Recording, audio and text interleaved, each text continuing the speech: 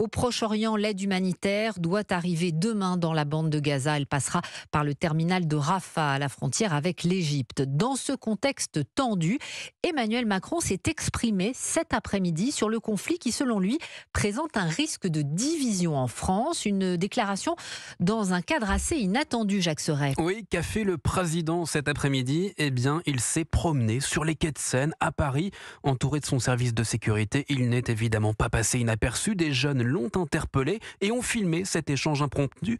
Le média en ligne Brut a publié certaines vidéos. Ici, Emmanuel Macron appelle à l'unité du pays. Le risque, c'est qu'après le conflit s'importe chez nous et qu'on se divise en disant ah bah non, les uns sont pro-Israël, les autres sont pro-Palestine. Je vais vous dire à la fin la réalité.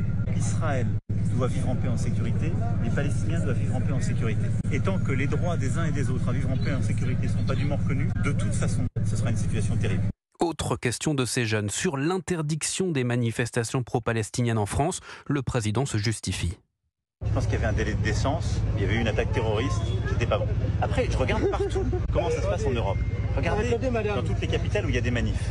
Il y a des éléments très durs qui arrivent et qui font les pires trucs. Il y a des gens qui veulent manifester de manière pacifique. Mais dedans se greffent des éléments hyper radicaux qui vont aller brûler des drapeaux d'Israël, défendre le Hamas, etc. Est-ce qu'on a envie de voir ça maintenant ? Emmanuel Macron, qui veille toujours à un certain en même temps, il a à cette occasion refusé de se prononcer sur la responsabilité de l'explosion survenue mardi dans un hôpital de Gaza. Jacques Serret, vous parliez des manifestations pro-palestiniennes. Eh bien, à l'instant, le tribunal administratif lève l'interdiction de la manifestation parisienne.